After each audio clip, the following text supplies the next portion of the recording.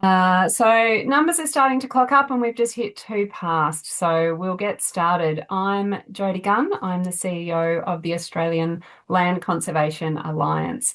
As many of you know, we are the national peak body for nature conservation. Our purpose is to scale the protection, management and restoration of nature. We're independent and non-partisan, and we unite those who are actively caring for the lands and the waters that sustain life, amplifying their collective voice and shaping the conditions that make their work powerful and enduring. And you've joined us today for, as I said, our third ALCA nature budget brunch. I'd like to acknowledge the traditional owners of the lands and waters that we're meeting on today. For me, that's the Wurundjeri people of the Kulin Nation, and pay my respects to elders past, present and emerging, and acknowledge any Aboriginal or Torres Strait Islanders who have joined us online today. We recognise that Aboriginal and Torres Strait Islander people have stewarded this continent for over 60,000 years, one of the world's oldest continuing cultures, and their knowledge and their leadership are essential to Australia's environmental future.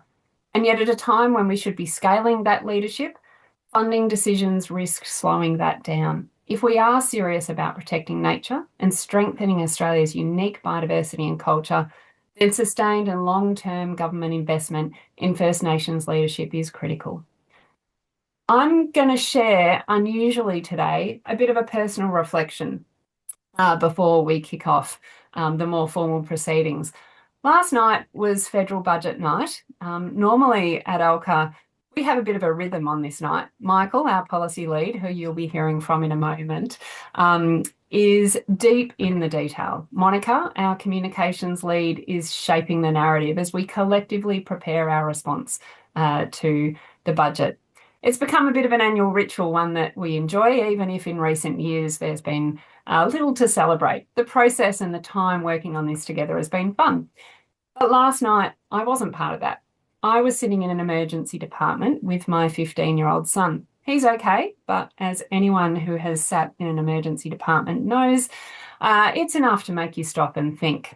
Think about life, about what really matters, and about the kind of future that you are trying to secure for your children. You think about the basics: housing, education, safety, food on the table, and mental health, the things that every Australian family is thinking about right now. And you assume reasonably that while you're focused on those immediate needs, the government is doing its job to safeguard the bigger picture, the systems that underpin all of it, including the natural systems that we all depend on. As I was thinking about my son, I was reflecting that in the lead up to this budget, we've heard a lot about intergenerational equity, about securing a fairer future for young Australians, housing reform, cost of living, energy security. These are bold and ambitious changes that are really important for Australians. These are long overdue conversations. But it's what wasn't said last night that is just as important. Because with every decision made to stabilising housing, to buffer fuel shocks, to manage short-term pressures, there were also decisions made that quietly erode the long-term foundations of our prosperity. And that foundation is nature. As our natural environment is enabled to decline, so too does our economic and social resilience. We are already seeing ecosystems under strain, some at risk of collapse. That affects food production, water security, supply chains, and community wellbeing. It affects tourism, regional economies, and cultural connection to country. These are real and tangible risks, identified, qualified, increasingly quantified. Clean water, healthy soils, pollination, climate regulation. These are not nice to haves or long-term outlook risks. These are essential infrastructure. Australia's prosperity and our future generations depend on a healthy, functioning natural environment. Everyday Australians shouldn't have to carry this burden in their daily thinking. They are rightly focused on their families, their jobs, their immediate future, as I was last night. But that is exactly why it is the responsibility of government to act, to protect nature as a public good and as critical natural infrastructure. And that means strong policy that protects our environment, that develops law and regulation to reduce the impact and improve our environmental foundations. And last night's budget, taken alongside recent policy signals, suggest the government is stepping back from that responsibility. Less investment in research, less support for on-ground action, less landholder outreach, less support for restoration, for protection for biodiversity, and less investment in the people stewarding our lands and our waters. Australians deserve better. They expect that when we talk about intergenerational equity, we mean all of it, not just housing affordability. There is so much more, but the health of the environment that sustains life itself and which future generations will depend. At ALCA, we remain focused on the task ahead. Our role is to help scale the protection, the stewardship, and the restoration of nature right across Australia, working with landholders, First Nations communities, with philanthropy, business, and government. We know that government funding alone will not be enough, and that's why we're also committed to unlocking and aligning investment from across sectors, public, private, and philanthropic.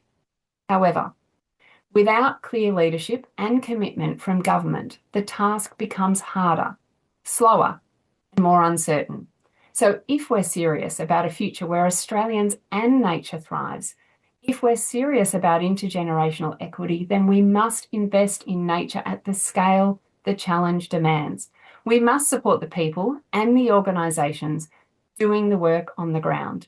We must hold government to account for protecting the natural assets that underpin our economy, our communities, and our future. So if you want to be part of that effort, if you want to help us scale this work, then we invite you to stand with us to support our sector and help ensure that nature is recognised and funded as the essential infrastructure that it is, and support our sector and the workforce that will deliver a thriving future for all Australians. And so we will now, for the next period of time, explore what the federal budget has and holds for nature and what it doesn't. And as Michael has done all of the hard work over the last number of hours, I will hand over to Michael, who will take you through what this budget means in that detail. So Michael, over to you for the good, the bad, and the ugly. Many thanks, Jodie, for that introduction. You say the good, bad, and the ugly. I'm not sure that we're going to have a lot of good this time around. So welcome again to the Nature Budget Brunch 2026. I'm going to follow a pretty standard format as I do from you to you in this very brief introduction to ALCA, looking at the pre-budget submissions, top-level snapshot, and then most importantly, where funding has been in the past, and then where we're going to now into the future, and some takeaway conclusions at the end. Now, you've already had an introduction to ALCA, but I really just wanted an opportunity to show off all the logos of the 23 member organisations that we have. You can see there's a very wide range of different types of organisations that protect, manage and restore land for conservation. So pre-budget submissions, usually I like to do a bit of analysis on this just because I'm interested in where, who's actually putting submissions into the budget and how much of them actually come from the environment. Now, unfortunately, for whatever reason, the government hasn't published the pre-budget submissions this year according to the usual timeline. So I can't give you that analysis, but I can at least tell you where to find ALCA submission and tell you that, historically, around about 0.1% of all submissions are squarely about nature. So anyway, unfortunately, I have to skip that, but nonetheless, if you're interested, you can always follow up on the Treasury website, hopefully in the next couple of days, and they'll get around to publishing them. Now, at a top level snapshot, so what can we say? Growth is down. This coming in the forecast. In the forecast year. But they're hopeful it will rebound. Unemployment is expected to tick up slightly. Of course, the big figure that we'd all be aware of by now is that inflation is being resiliently high, obviously fueled by the fuel shocks as a result of the war between the United States, Israel, and Iran. And I mean, my own personal view is that, hoping that inflation will go down to 2.5%, in this coming budget year is very, very ambitious and very unlikely. But, Treasury has, I guess, a bit of a habit of not getting the inflation forecast that right. To be fair to them, I don't imagine they're expecting the fuel price shock that we've seen, which increases prices, of course, across the entire economy for a range of products. And inflation, in that setting, inflation is a really, really big problem for the Australian economy. It's essentially a tax on everyone, on all of our money, and it's very important that it gets, that's depressed. And that provides some of the context for what we see later, where the environment portfolio has suffered a range of cuts. Now, we're not the only portfolio that suffered that, but we're certainly been harder hit than most. And that is as part of an effort by the government to reduce its spending, so as to not fuel that inflation, which I say is a tax on everyone. The deficit is a little bit down as of from last year, but we've still got structural deficit as far as the eye can see. There's still major work to be done to bring the Australian budget into, I guess, structural surplus. That means that, if you had if you ran that the underlying trend of expenditure and revenue is going in the right way. We're not there yet. All right, so that's a top level snapshot.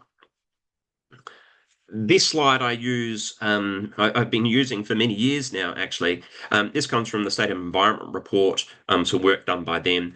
This really just charts where the budget has been, a number of years ago. And so I just use it here as just a bit of a legacy of, well, where have budget historically been? You can see there's a massive spike way back in 2017-18 for the Great Barrier Reef Foundation. But otherwise, we're looking at between the 300 to 400 million sort of mark. This is during the coalition era. And then where are we going to? So this year's spend is a little bit down from last year's. We're at $474 million. That doesn't seem too bad on the face of it, but there's more story to tell. Now, two things. One thing I want to particularly highlight to you here, something that's, I guess, a new line item, is around something called local environmental projects. And these are essentially the federal election commitments, where the federal government has made commitments to particular electorates as part of their pitch to constituents to vote for them. And so that line item is purely, electorate level commitments for various things that, those candidates and the party have decided will help them, win that electorate. So that's that grey box there. And I'll talk more about the quantum of that later. I should also make clear, which I didn't before, that this is the biodiversity spend.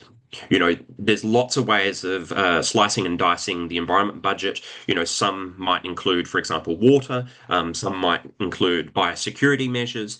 There's all sorts of things which I would describe as nature adjacent. I don't include those things in here. This analysis is very, very squarely focused on the money expended on biodiversity and on nature, right?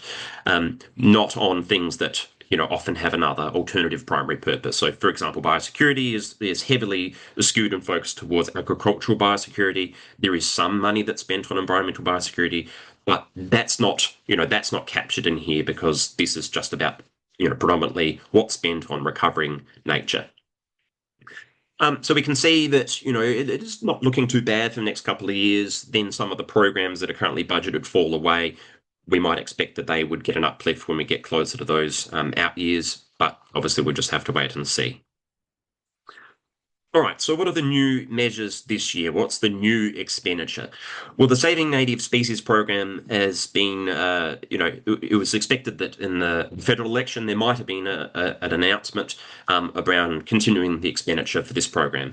There wasn't. That was quite surprising. We knew that this program was going to end at the end of this current financial year, and there was a lot of commentary swirling that this was going to get cut altogether, which would, of course, not be good for the government's commitment to no new extinctions if they don't have a flagship program for trying to prevent extinctions. Now, they have extended the program. They've extended it for 2 years rather than 1 year, which is what we'd understood, from discussions with the Minister's office was likely to happen. So continuity for another 2 years is obviously better than only for one. Any continuity at all, of course, is good. However, we have got a real cut in terms of the ongoing funding. So previously, the funding had been an average of about $56 million a year for this flagship program. That now is declined. You can see it's 39 million roughly in the coming financial year, and then 38 million in the year after that. So that's a cut of 34 and $34.6 million over those 2 years. So we are not going to get, if we aren't even doing business as usual funding for our flagship program for recovering threatened species and threatened ecological communities, then we're going to get a worse than business as usual outcome, one would imagine, for those species, which is, as we know, a trajectory of decline and further extinctions. So I would say that this is certainly a backsliding on the commitment to no new extinctions. The government is not serious about preventing new extinctions by having a cut in the funding to their flagship program, even if it is obviously welcome that there is additional funding of at least a couple of years. The other major new measure is additional funding for the Great Barrier Reef. This is essentially extension funding again. There's an ongoing program for the Great Barrier Reef.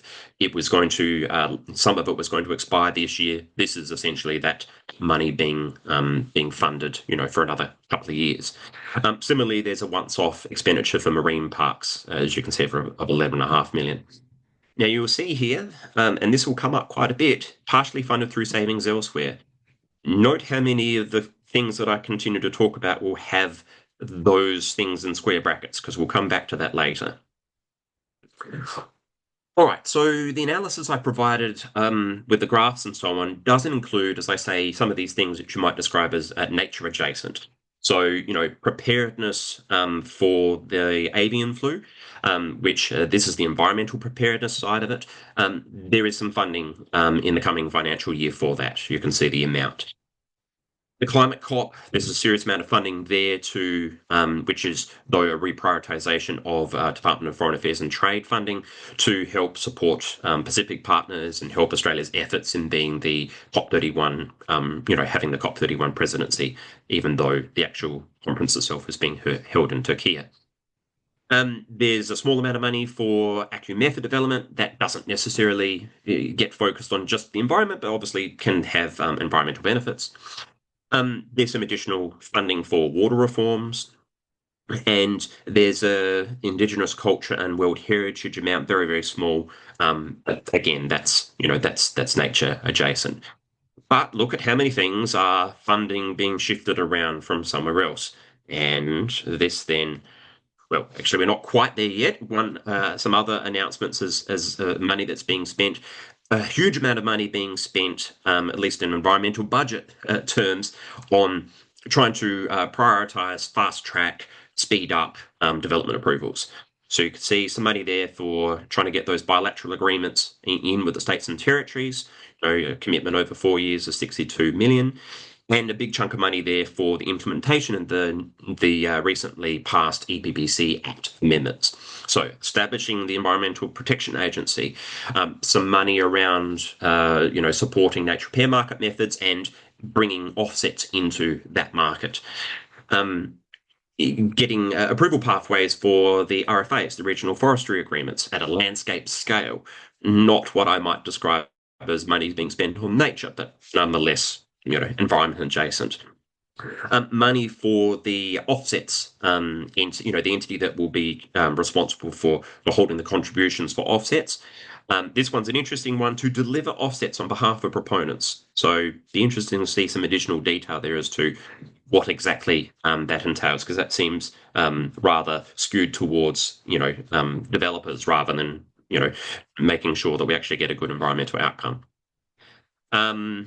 And yes, and then there's the bilateral agreement, in addition to the faster environmental approval. So that's slightly different money.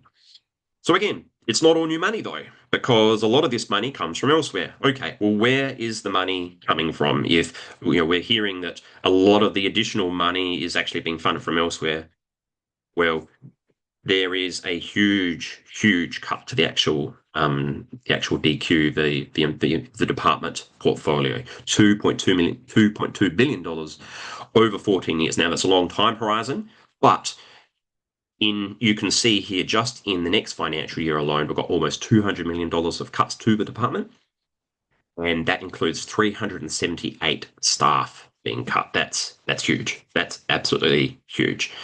And so some of the money that, where we say that a new measure is being funded partially from savings elsewhere, well, this would have to be the huge source of those savings, essentially cutting the department very heavily. Now, we know the department is not just environment. It's obviously, as the acronym would suggest, it's climate change, it's environment, it's energy, it's water.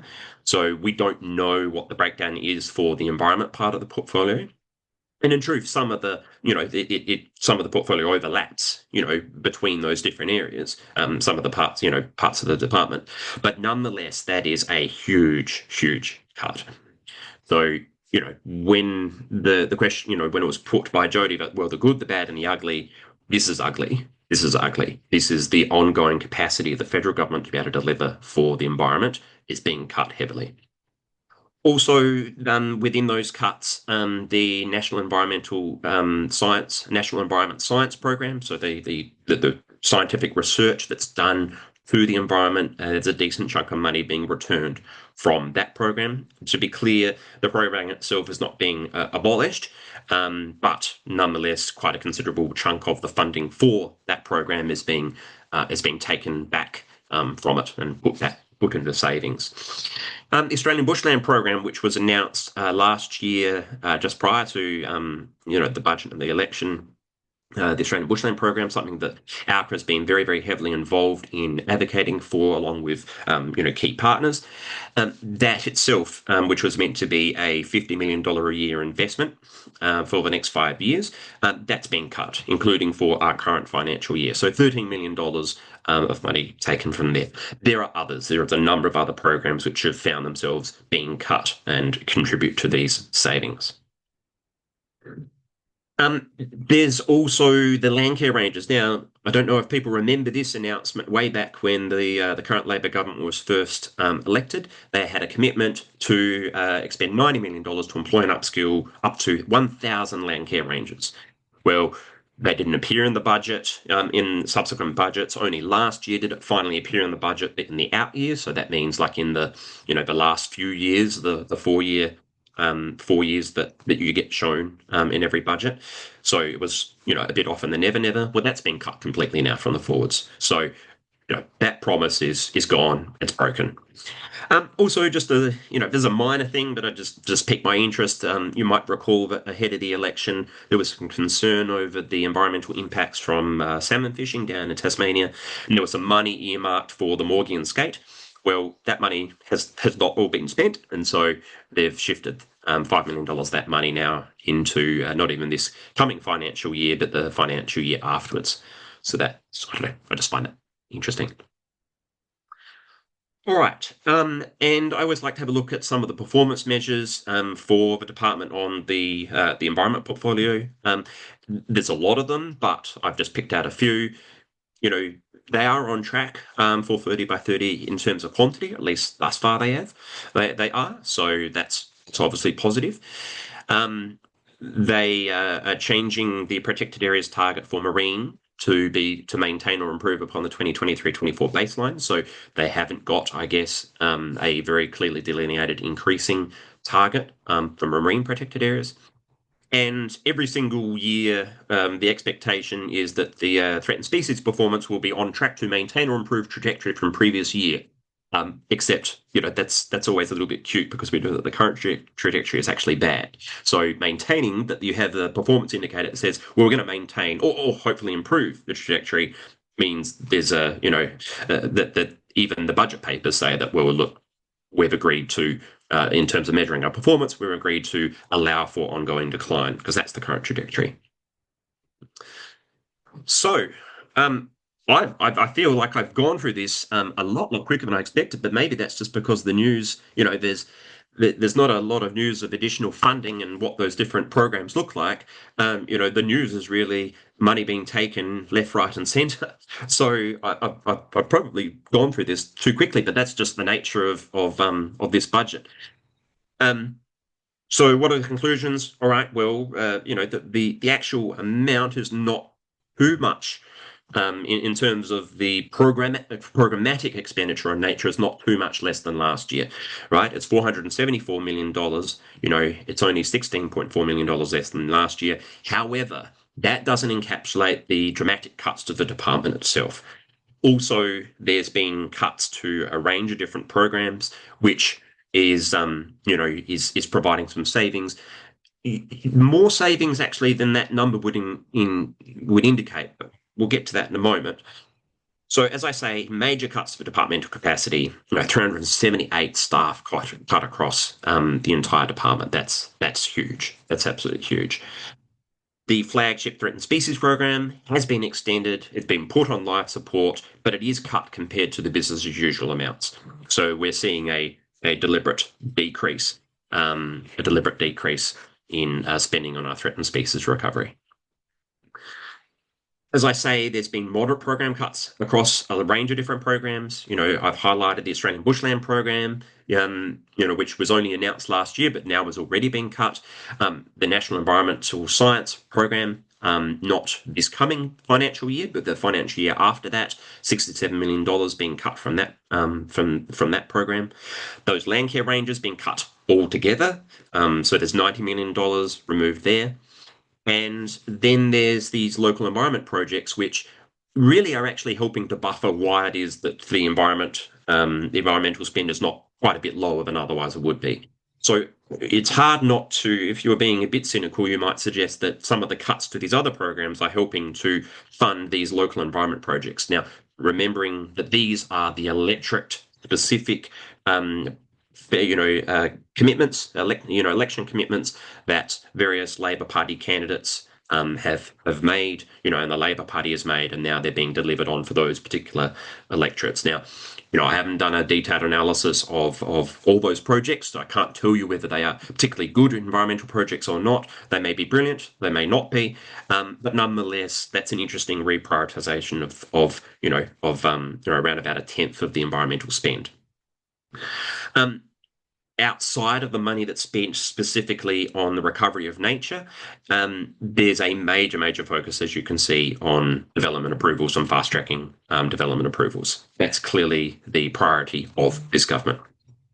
And I haven't raised this particularly, but we have usual problems around transparency of a big chunk of the funding that goes into the environment because it's funded through something called the Natural Heritage Trust. This is an off-budget trust account that was funded through the sale of Telstra, and it essentially gets drawn down to pay for different things within the environment space. Also in the land care and the some of the landscape landscape sort of and agricultural resilience base.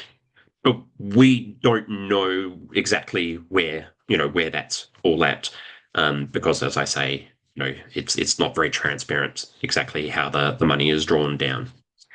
Also interesting, something that came up through Senate estimates recently is that this trust account is actually meant to be indexed by the government every year. The Minister for Finance is meant to give it indexation so that at the very least it keeps pace with inflation. This bank balance, which is generating return that then provides funding to the environment portfolio. Well, apparently they haven't been indexing it, even though the legislation, certainly on my read, suggests that they are required to do so.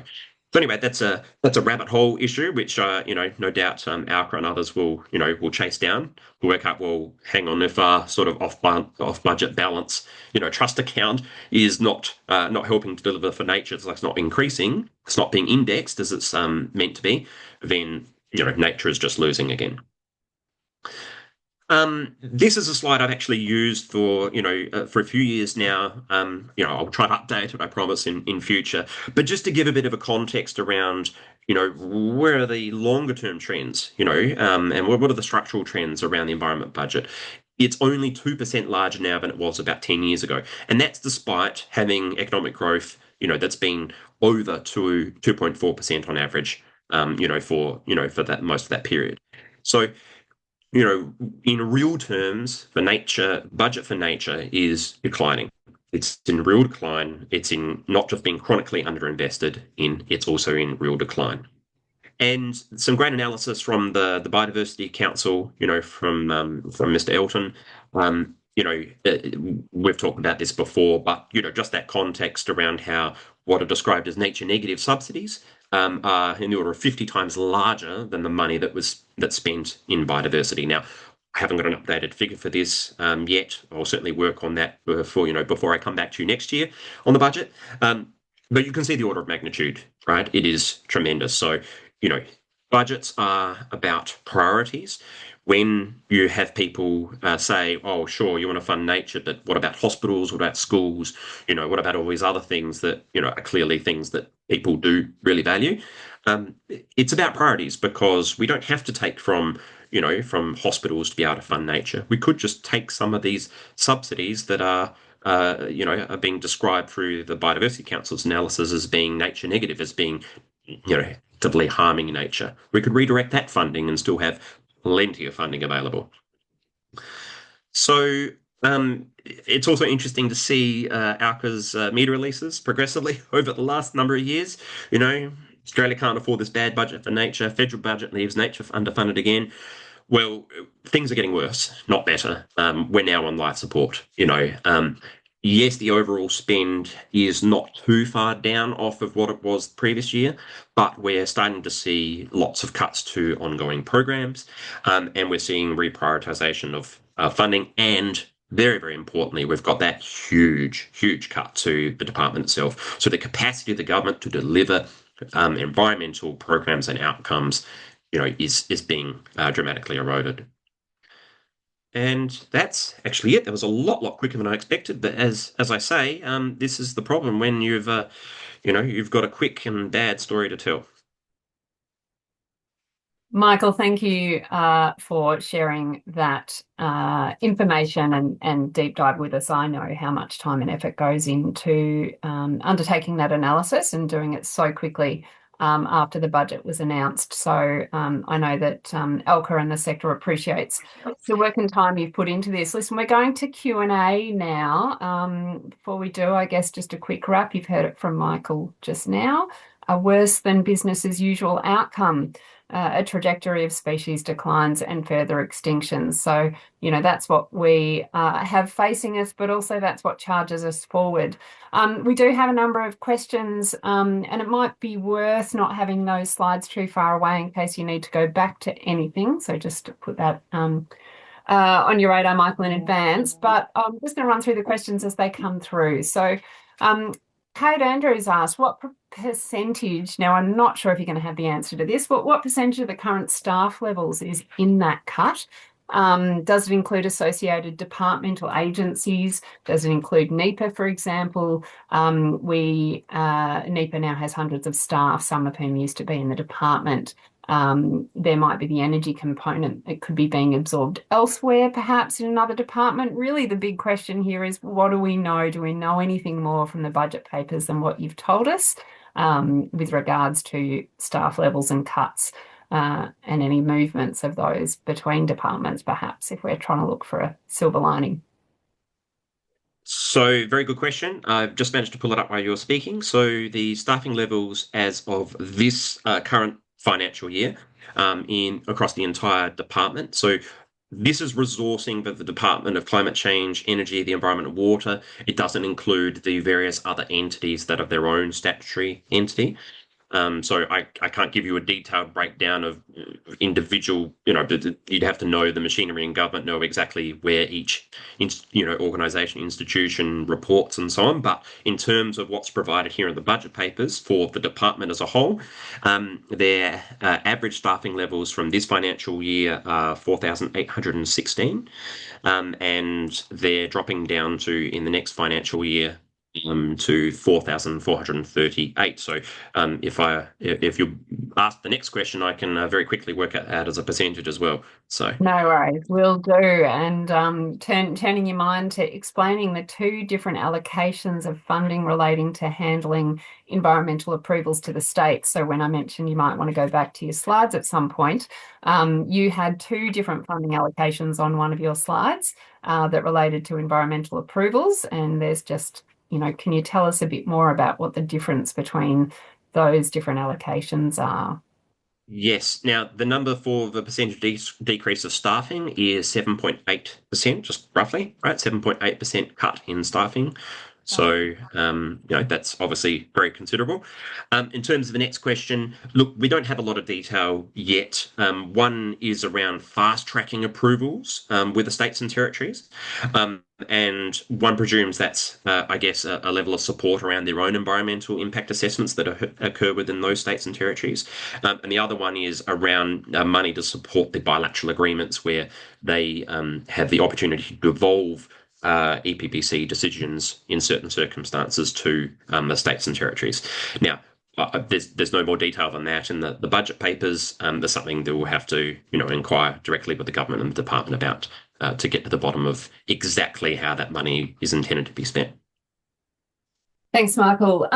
On approvals and speeding and streamlining EPBC acts, I'm not sure again how quickly you can jump into this budget item, but can we tell if the budget includes $30 million requested by the Minerals Council to develop AI streamlining of the referrals assessments? But probably more generally, is there any detail on what the funding for speeding up or streamlining those approvals actually means? What else can you So tell us about that? yeah, so there is some money for AI around the approvals. I'm not going to be able to find it really quickly, the exact number. There is some money that's highlighted. It might be in budget paper too. Look, I'll try to find it in the background, but there is some money that's allocated for that. Whether it's very expressly for the purpose that the Minerals Council has asked for is another matter. There's no way of being able to tell from the budget papers, but there is provision around trying to use, some funding to help, to use AI to help, assess approvals. Yes, absolutely. And sorry, the second part of the question was. Oh, I think you answered it there. It's any other Okay. detail on the kind of funding for speeding up or streamlining. What does it actually mean in any more Not in detail? the budget papers. No, not in the budget papers. I mean, you can probably make some guesses, but no, there's nothing in the budget papers specifically that tells us that detail. No. So turning to the NHT funding, is there any further detail with regards to the NHT funding that you can see in the budget line? Is the expectation that allocation of this will be similar to recent years? We know there's that same breakdown of how that gets spent. Can you tell us anything about that breakdown? Yeah, I'm just trying to pull up my workings here to give you the exact numbers. Sorry, you'll have to bear with me. Funnily enough, usually when there's overall cut to the nature budget, the NHT drawdown ends up being a bit higher. They tend to rely more on the Natural Heritage Trust rather than less during the leaner years. So, sorry, my computer's just being slow and loading it up, but I can give you the exact number in a moment. Sorry, might go to the next question while No this loads worries. on my screen. Can do that. The nature repair market funding appears to be oriented towards offsets, net neutral at best. Is there any funding towards purely nature positive market actions?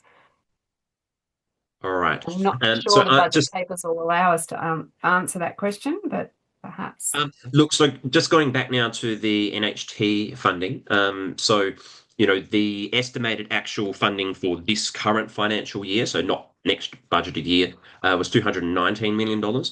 It's basically the same this coming financial year, 220, and then it actually goes up into financial year 27-28 to 231 million, and then drops down markedly. So you can see there's that attempt to, I guess, overdraw on the NHT funding, and then it drops down to lower levels in the out year because one imagines if they're relying on it more heavily for the next couple of years, then they will not be able to rely on it so heavily, in what we call the out years, in the later years. Um, Look, in terms of what's described in the funding line for the nature repair market method development and offset integration, is silent on how much of that is going to be spent on integrating offsets into the market versus ordinary method development. However, we do know that every single method, we know that there is the intention for methods moving forwards, and in fact, methods that have yet to be finalised to integrate offsets. There's been a consultation with the department that's been, just closed about a week or so ago on exactly this. So, look, I think it'd be fair to say that there's ongoing method development funding in there, but an integral part of it is now offsets. So, make of that what you will. It is true though that every method could be used for squarely nature positive outcomes because it doesn't have to be used for an offset, right? So, but obviously it'll depend on what the ultimate balance of projects is. How many are offset projects that come in and how many are, voluntary or government procured projects or what have you. So. Thanks, Michael. Sort of on a similar bent, can you comment on the local projects and funding to deliver offsets on behalf of proponents, please? Now, I'm not sure if the local projects you described earlier are directly related here. This is presumably about the nature repair market, and did the funding increase there? Okay, so there's two elements here. One is from memory is 11.2 or 11.5 million dollars being spent to help proponents identify, like support proponents with with offsets projects. It's not clear what exactly that whether that's money that's being spent to actually develop the projects, or whether that's just help to identify them, or whether that's departmental support more broadly to help proponents identify.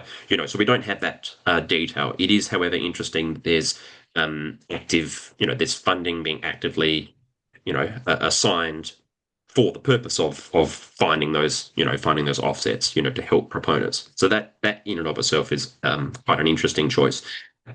Separately, the local environmental projects, they're the electorate-specific projects that came out of the federal election commitments by the current government, where they've said, right, and there's a good number of them in Tasmania and New South Wales, for example, this particular electorate, we've put forward a particular project. It might be like a wildlife hospital or something like that, and it's going to cost X number of millions of dollars. That's a standalone budget line allocated for delivering on those federal election commitments.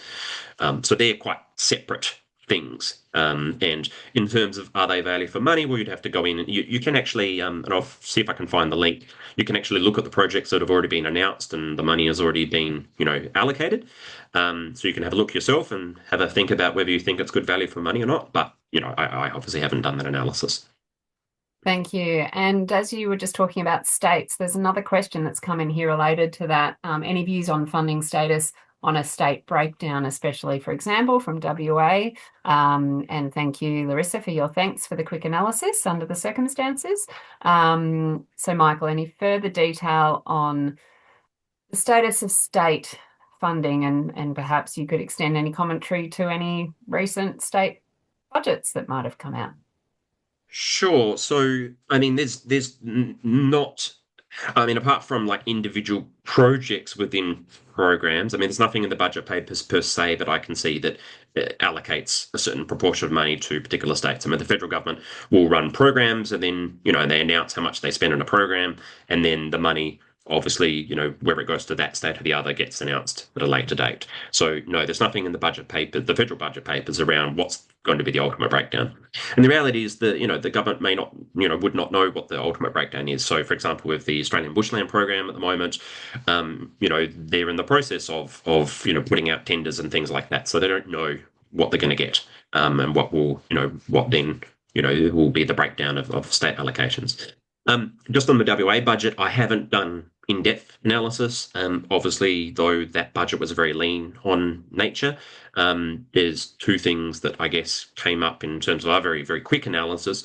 One is that the Auditor General of WA, they had a damning report on the recovery of threatened species and threatened ecological communities, in particular that very little is being done for ecological communities. There's been a very modest amount of funding, from memory, $4.3 million in WA to help, fund, some recovery work for that. There's also been some very, very modest but also quite important funding from the National Trust of WA to help make their covenanting program more resilient moving forward. But otherwise, not a lot of good news to tell from the WA budget for nature either. And since we're in the space of talking about state budgets, the Victorian budget also was very, very dire. Probably possibly even worse than the federal budget, depending on how you look at it. But anyway, let's stick with federal where we can. Let's move on. We won't go there today. I'm going to jump down to another question as we're talking about nature repair market discussions. What's the budget for the nature repair market compared to last year, if you're able to do that quick comparison or memory jog? And then secondarily, are they going to be able to get through the methodology bottleneck and make the NRM more market relevant? When we say NRM here, we're talking about the nature repair market. Okay, so a lot of the funding from the nature repair market comes within departmental appropriations, so we don't get to see the breakdown. That's the staffing within the relevant branch and divisions and so on in the department that works on this. So that sort of fits within the broader bucket of departmental appropriations. Sometimes there'll be a once-off increase in funding for a particular purpose, like we're seeing this year. There probably was something last year, but I don't remember off the top of my head, and I'd have to look back to check the difference. And then the question around method development bottleneck. I mean, it depends how you characterize. I mean, sure, certainly in a perfect world, you'd want to see these things done quickly and so on. But there's also some merit to, I guess, taking your time and getting them right.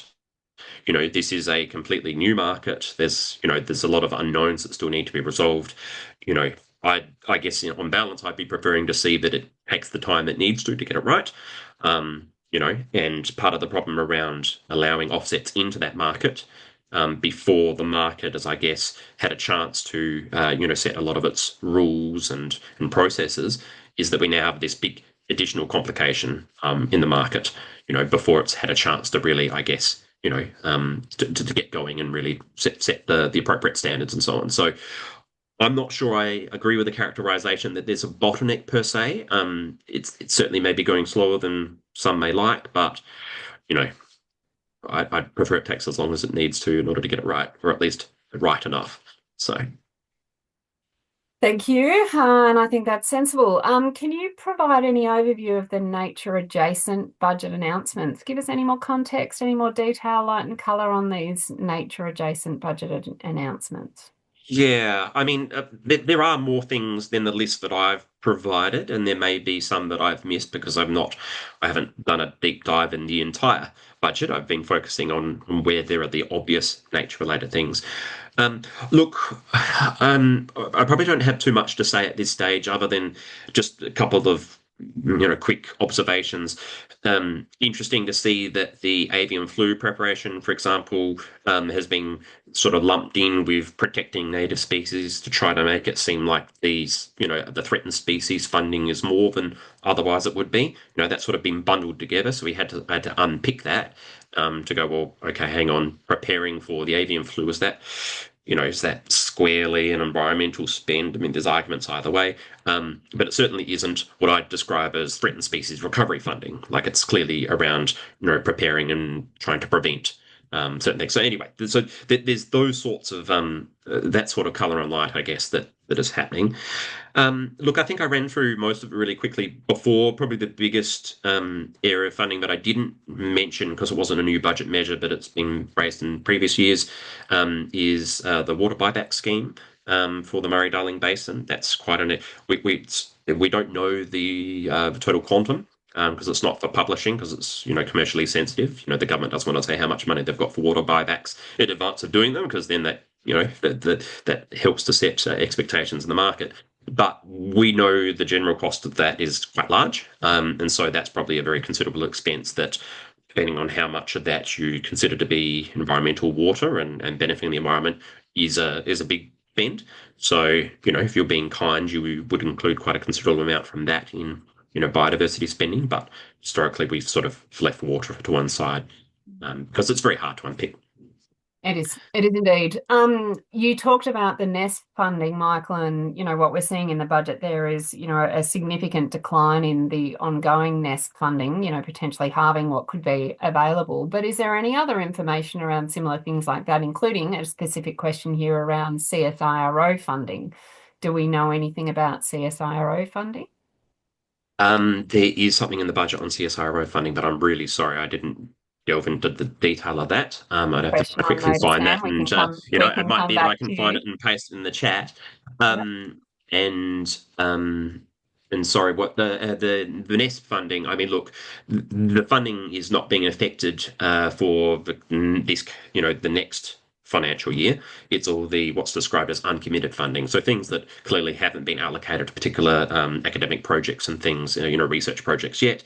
A big chunk of that money is being kicked back into general revenue. So $67 million. Now, one might hope that if the state of the budget and the macroeconomic situation improves, then, we could see some of that funding topped up again in future years. That's always possible, but certainly not on what they're projecting at the moment. And we know how important investment in R&D and it is on ensuring that we're doing and being most effective in the work that we're undertaking. That goes to CSIRO and NESP and other Yeah, research funding. I imagine if you're in the environmental science space, then things are, looking pretty dire from like some of the dedicated funding streams that otherwise would have been coming your way. Yep. Yeah. Fabulous roundup. Thank you again. From Lizzie, thank you. Is there any visibility on local environmental projects? Are these likely to be grant programs or already allocated to specific projects and electorates? I think you've answered this, but anything more specific? Yeah, so absolutely. I mean, I have put the link that hopefully has come out in the chat, so you can actually look at the ones that have been announced so far. Some of these, I mean, they're actually heritage projects rather than environment projects, but nonetheless, they're being paid for the environment department. So it could be that we're overestimating the proportion of these projects that are actually going to the, for environmental benefit. But because we don't know what all the projects are, you'd have to be able to go through electorate by electorate as to what the promises were made. That we can't sort of disentangle that yet. But in turn, they're grants. Well, sorry, the heritage ones are special purpose payments. I'm not quite sure, I must confess, about the difference between a special purpose payment and a grant within this program.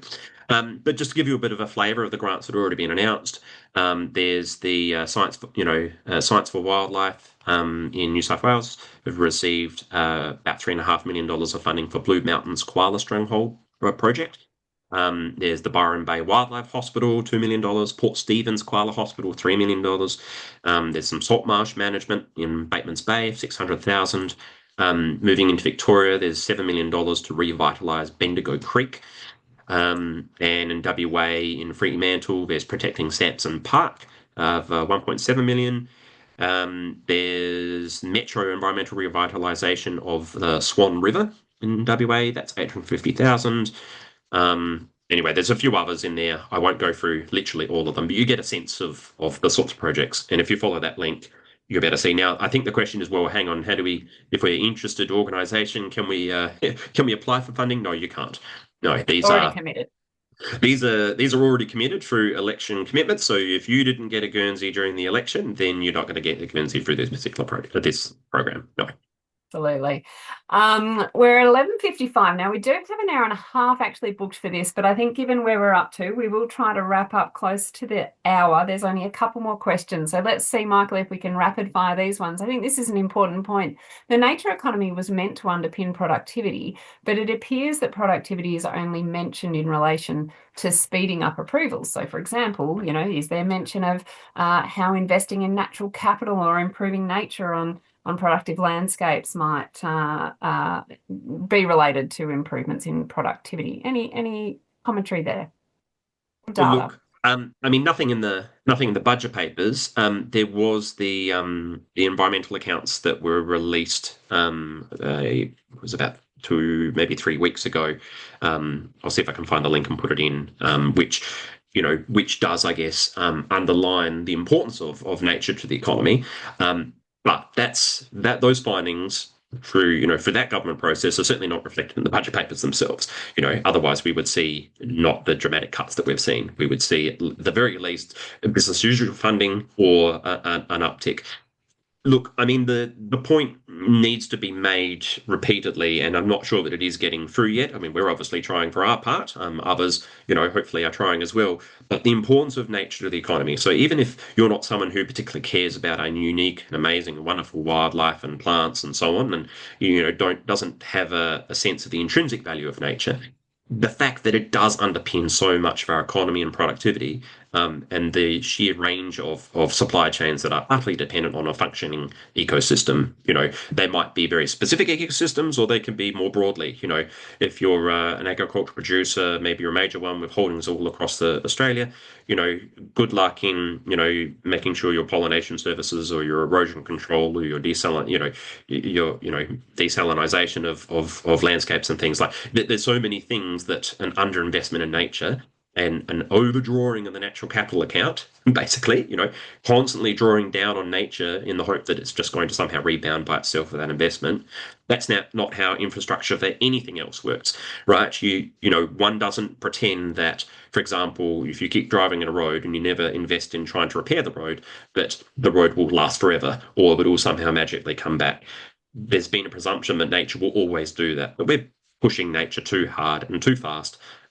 Recovery by itself is possible, but not in the timeframes that's necessary to make sure our livelihoods are supported into the future. Yeah, absolutely. Hear to that. So can you share anything? Last year we had a bit of commentary, Michael, about the changes in IPA funding, and I know there were some announcements over recent years around increases to that. Can you share anything more about Indigenous-led environmental activities, whether it's IPA funding or Indigenous Ranger programs specifically? Anything you can see in the budget? Yeah, that's a good point. I haven't looked into the ranges. I mean, I'm aware, obviously, that there's some funding for IPA consultations through the Australian Bushland Program. We're really testing my memory here from, I think it's in the order of 15 million through the announcement from Minister Watt several months ago. I wouldn't quote me on those figures. So there is some funding within the Australian Bushland Program for, I guess, the pipeline of potential IPAs. Absolutely. In terms of ongoing funding, I would have to check. I'm sorry. Some of it is funded through the Natural Heritage Trust, and we don't have visibility on the breakdown of that funding. We just know that it's been drawn down to the account, and we don't know the exact purpose, not within the budget papers at least. So I can do some digging and see if I can find it, but it might be a question for Senate estimates. Great. And Kate's put in one potential increase there, which is the Indigenous Rangers Biosecurity Program might have gone up from 1.1 to 3.31. So thanks, Kate, for that bit of data. Okay.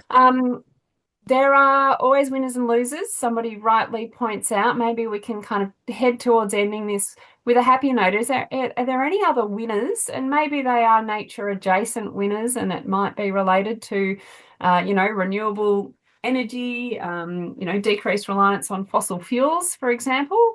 Anything you can see there that we can sort of point a shiny light towards and feel hopeful for as we finish up the Q&A part of the meeting? I'm going to let you down. I'm sorry. No. I mean, look, obviously there's investment by the government in the ongoing transition to renewables. And we know that's exceptionally important from a climate change point of view, right? We know that's important. But, a lot of that's also got a speed and momentum of its own now. I guess if you're being positive about it, you'd say, well, speeding up environmental approvals, a lot of that is around the renewable energy transition. So you could have, a very upbeat view of, well, actually, faster environmental approvals that gets more renewable energy out there quicker presuming at least it's in the right places, is a good thing, right? I guess that would be the more rose-colored glasses version of some of the spend. There's clearly lots of other things that the government spends its money on that are generally good for the environment or addressing climate change and things like that. However, in terms of their focus on nature itself, I mean, there's no silver lining here. I mean, other than some existing programs have been extended, and it's good that they've been extended, even if they've had cuts relative to what they've had before. Like that's obviously a general positive, but I'm not seeing a huge amount of silver lining. I'm sorry. Yeah.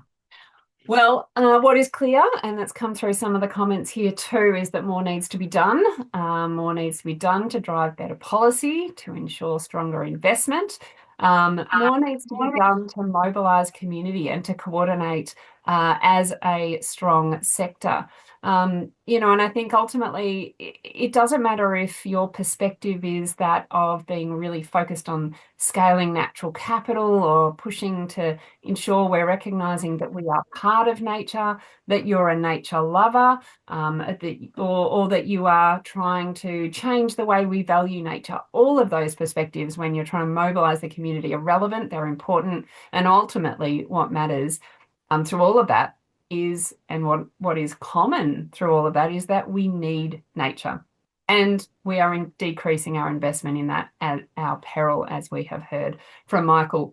As we said in our budget response last night, nature loss is directly linked to rising insurance costs, food prices, extreme weather impacts, and declining economic productivity. So cutting funding to nature might appear to save money in the short term, but we know it's a false economy. It compounds the true cost borne by Australians today, while leaving future generations to inherit a far greater environmental, social, and economic debt. As I said earlier, if we are serious about a future where Australians and nature thrive, if we are serious about integrating intergenerational equity, then we must invest in nature at the scale the challenge demands. We must support the people and the organisations doing the work on the ground. We must hold the government to account for protecting the natural assets that underpin our economy, our communities, and our future. To support that work, earlier this year, the Australian Land Conservation Alliance released a nature spend tracker. The nature spend tracker provides the first ever national picture of how much Australia spends on nature each year, not just by government. The tracker consolidates federal, state, and territory government spending, as well as private and philanthropic nature funding, into a single repeatable biodiversity spend and baseline. It's just the beginning. There's a lot of work to do to continue to scale that up. This is Australia's first systemic attempt to trace flows of money spent on nature, a landmark step towards greater financial transparency, and it's a long-term project. One we'll track and report on each year. What it shows us is that there is an increasing, and what Michael has just spent the last hour telling us about, an increasing seismic and systemic funding and financial deficit, and a critical need that ALCA and other key players in the sector need to play in bridging that gap. So if you want to be part of this and our broader efforts, if you want to help us scale this work, then we invite you to stand with us, support our sector, and help ensure that nature is recognised and funded as the essential infrastructure that it is, and support a sector and a workforce that will deliver a thriving future for all Australians. Michael, I want to thank you for your time. I know it's been tremendous over the last number of hours overnight, and we appreciate, and as has been coming through the comments, your ability to rapidly interpret, understand, and communicate to us very clearly what's in the budget, what is the good, what's the bad, and as we've heard, there is some pretty ugly, and we'll keep working hard on that. Michael, thanks for your time. Everyone that joined us, thank you for joining us and for your very helpful and insightful questions. We've got 2 questions on notice that I'm sure we'll come back to you on rapidly if Michael hasn't already done so already. And we will look forward to seeing you soon. Thanks, everyone.